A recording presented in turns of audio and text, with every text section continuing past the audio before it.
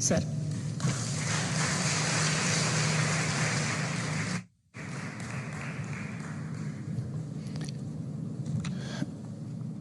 आज के इस महत्वपूर्ण कार्यक्रम में मंच पर उपस्थित मेरे साथी और महाराष्ट्र सरकार के उप मुख्यमंत्री, जिन्होंने जब मुख्यमंत्री थे तब महाराष्ट्र को अपना खोया हुआ गौरव लौटाने का सफल प्रयास किया था, ऐसे श्री देवेंद्र फडणवीस जी, पद्म विभूषण श्रीमान A.M. नायक जी,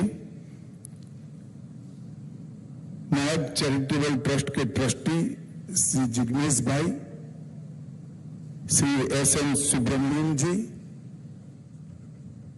प्रधानाचार्य फड़के जी और आज के कार्यक्रम में उपस्थित भाइयों बहनों और इस स्कूल के साथ जुड़े हुए सभी शिक्षक गण को मेरा विनम्र प्रणाम।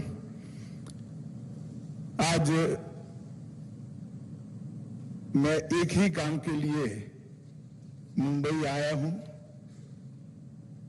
हमारे नायक साहब के निमंत्रण से इस स्कूल को देखने के लिए और उसके उद्घाटन में शामिल होने के लिए।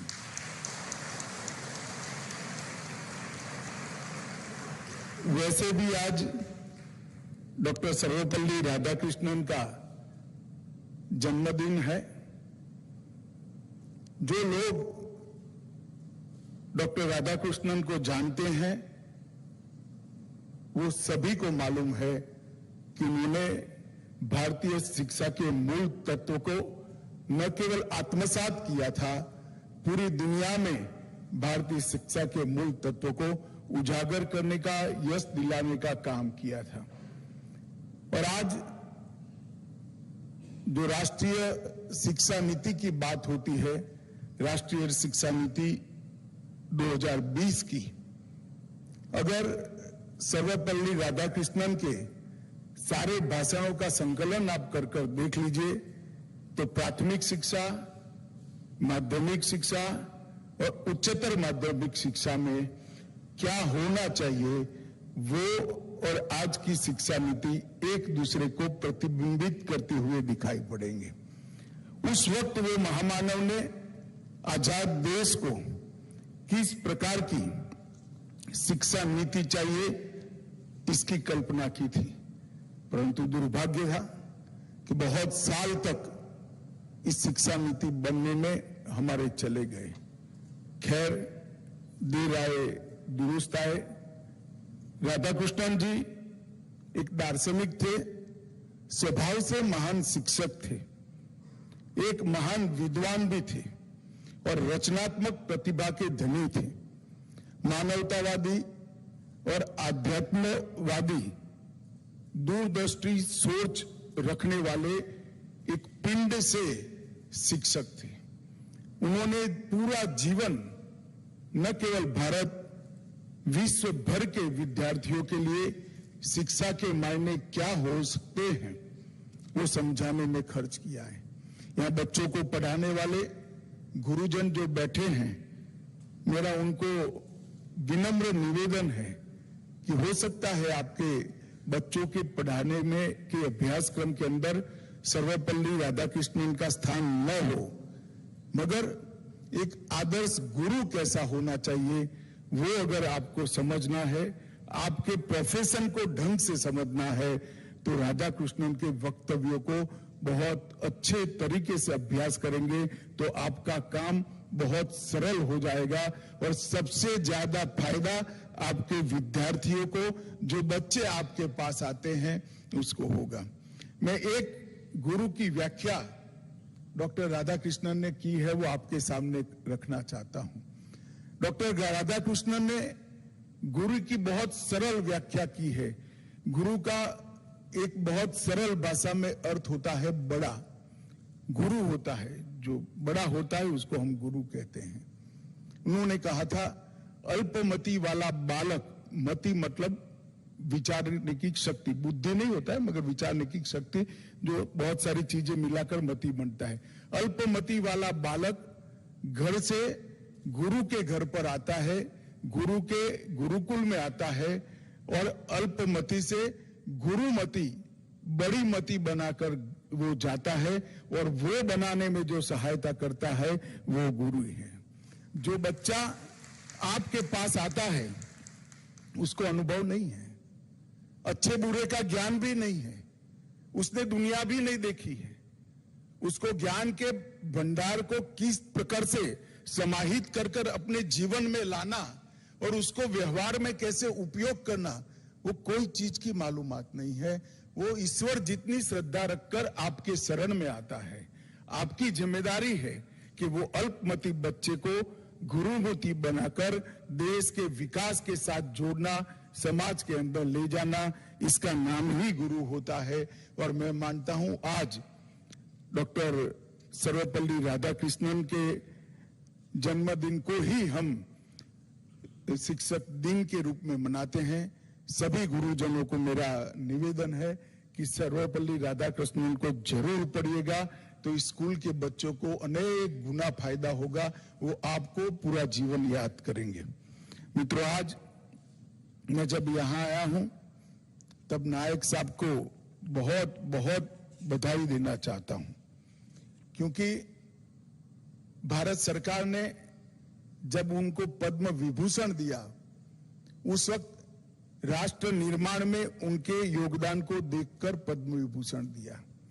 एल&टी को इतने बड़े गंतव्य स्थान पर, इतने बड़े लक्षित स्थान पर पहुंचाने में नायक साहब का बहुत बड़ा योगदान रहा है। मैं वर्षों से उनको काम करते देख रहा हूं। अनेक प्रकार के क्षेत्रों में, अनेक प्रकार की चीजों में भारत को आत्मनिर्भर बनाने में एल&टी का बहुत बड़ा रोल है, बहुत बड़ी भूमिका है। और वो भूमिका एल&टी ने बहुत सुपेरे निभाई है, इसमें नायक साहब का बहुत बड़ा रोल है। और अब जीवन के इस पड़ाव पर भी पहले इंफ्रास्ट्रक्चर के निर्माण से राष्ट्र निर्माण में योगदान किया, अब व्यक्ति निर्माण से राष्ट्र निर्माण में योगदान करने की आज से नायक साहब शुरुआत कर रहे हैं। एक स्कूल बनाकर, अच्छे नागरिक बनाकर देश को देने का जो प्रयास किया है, मैं बहुत बहुत साधुवाद और बधाई देना चाहता हूं कि जैसे ही आपने एल&टी को यहां तक पहुंचाया है, ये स्कूल को भी आप इसी तरह से आगे आपके गाइडेंस में निकलेगा।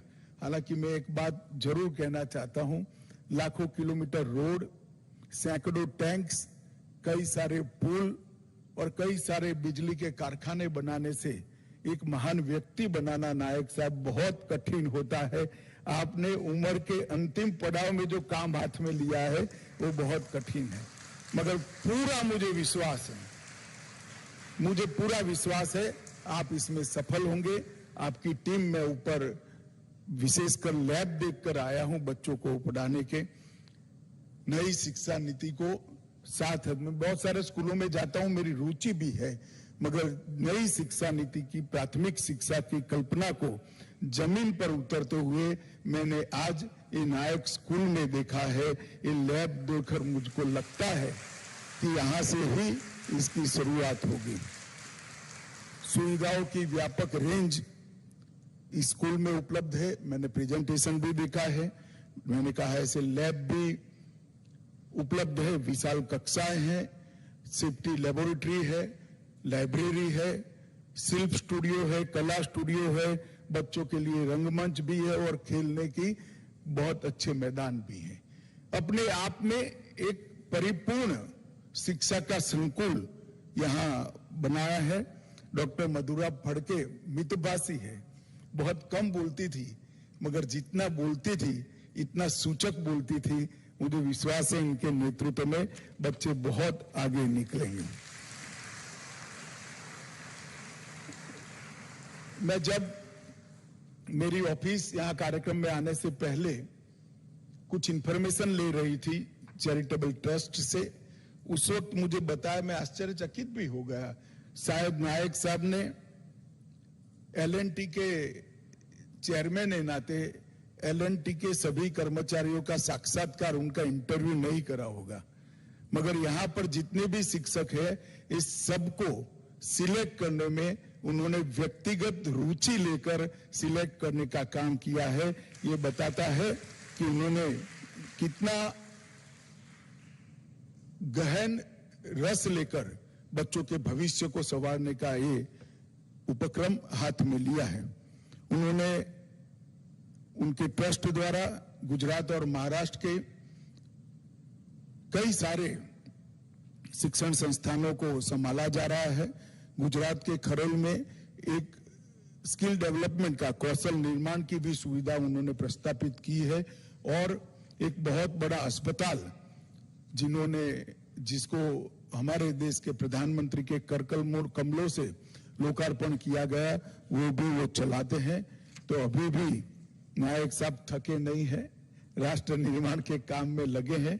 मैं उनको बहुत बहुत शुभकामनाएं देना चाहता हूं।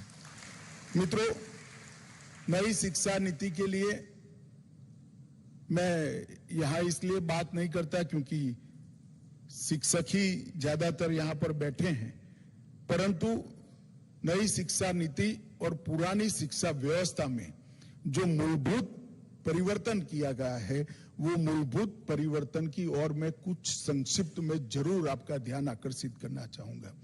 हमारे यहां ज्ञान और शिक्षा बहुआयामी थी।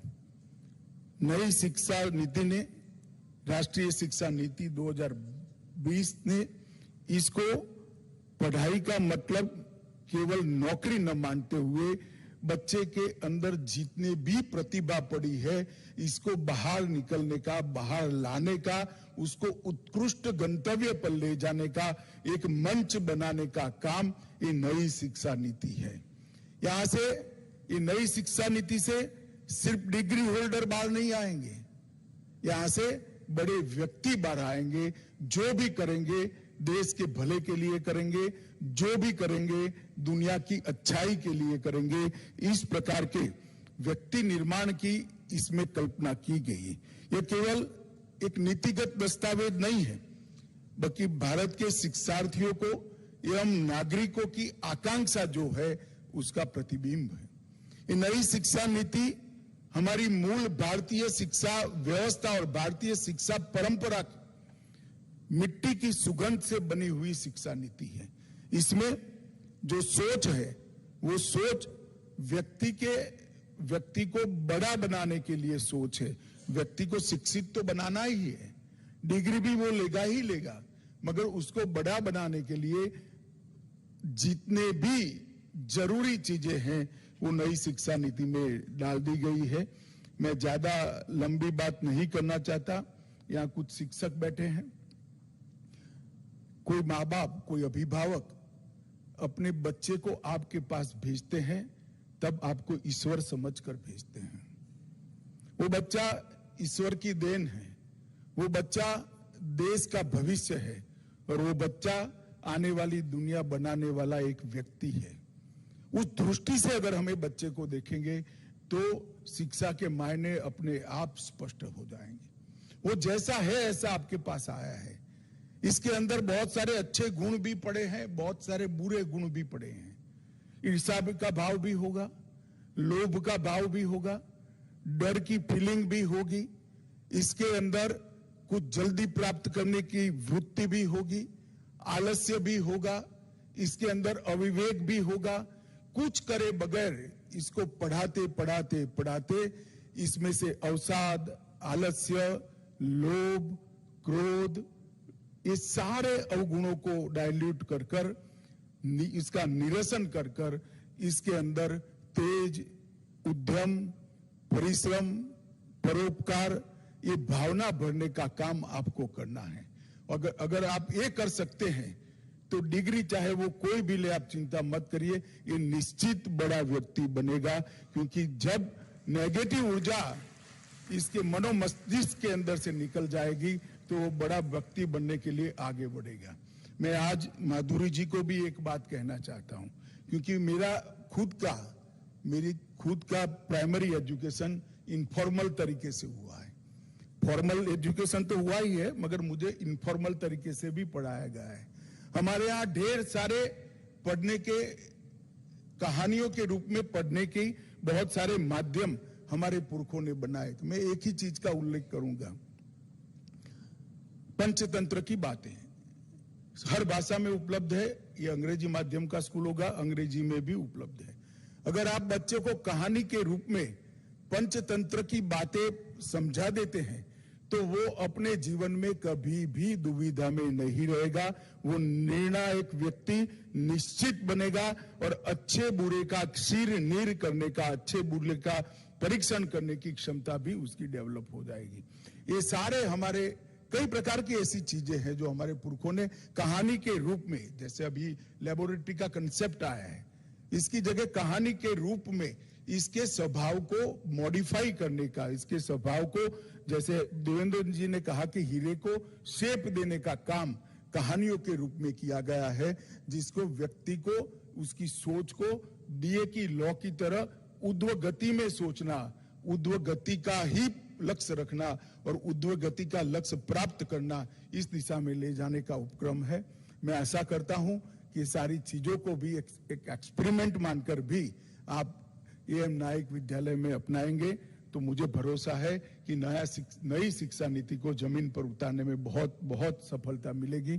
आज नायक साहब को मैं बहुत बहुत शुभकामनाएं देना चाहता हूं, क्योंकि नायक साहब उम्र की जिस पड़ाव में है वो पड़ाव पर किसी को आराम करने की सूझती है, संगीत सुनने का मन करता है, पुस्तक पढ़ने का मन करता है, अपनों के साथ रहने का मन करता है, मगर उन्होंने हमेशा एक नया प्रोजेक्ट ढूंढकर समाज को, देश को कंट्रीब्यूट करने की सोची है।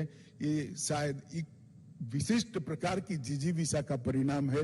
मैं बहुत साधुवाद देकर और माधुरी जी को बहुत बहुत शुभकामनाएं देकर मेरी बात को समाप्त करता हूं। वंदे मातरम।